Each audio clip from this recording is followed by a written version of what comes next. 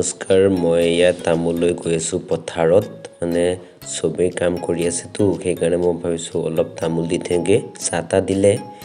এতিয়া মই আপোনালোকক দেখাম আমাৰ ধান কটা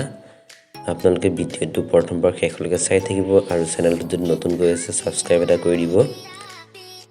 এইবাৰ চাওক মানে পথাৰত বহুত ঘাঁহ হৈছে এইবাৰ মানে বেছি ধান হোৱাই নাই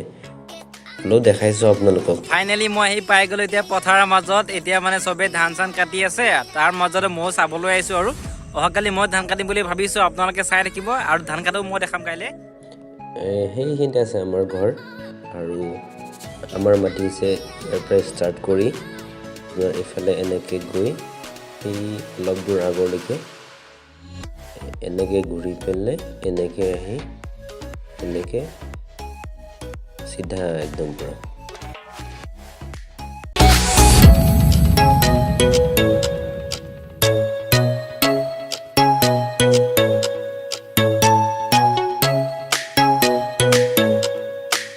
এইটো হৈছে নিচামাৰী যোৱা ৰোড হয় এয়া গৈ আছে এতিয়া মই গৈ আছোঁ পকা ধানৰ মাজে মাজে সৰু সৰু আলি যে সেইটো হৈ আছে এতিয়া মোৰ লগত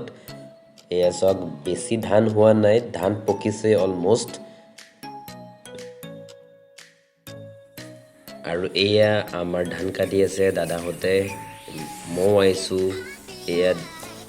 ধান কটা মানুহ কি বুলি কয় আপোনালোকে জনাবচোন বাৰু মই নাজানো মই এতিয়া গৈ আছোঁ আমাৰ ঘৰ ফালে মই আপোনাৰ গোটেই পথাৰখন একপাক ঘূৰি আহিলোঁ আহি পেলাই দেখাইছোঁ অহাকালি মই ধান কাটিম সেইটো দেখাম আপোনালোকে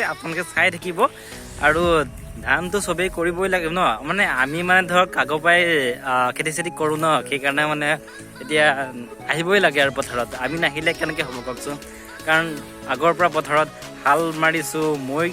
দিছোঁ আপোনাৰ আলি চালি দিছোঁ কঠীয়াও ৰুইছোঁ উঘালিছোঁ চব কৰিছোঁ ন গতিকে কাৰণ আগত যেতিয়া কিবা সৰু সৰু আছিলে তেতিয়া সেইবিলাক কাম কৰিছোঁ কাৰণ এতিয়াতো অলপ চলপ হ'লেও কৰিব লাগে মানে মন যায় মানে আৰু বুজিছে নাই তেনে ঠিক আছে বাৰু এতিয়া মই আপোনাৰ ঘৰলৈ যাম আৰু লাইক এটা কৰি দিব আৰু নিজৰ বুলি আৰু ছাবস্ক্ৰাইবো কৰিবই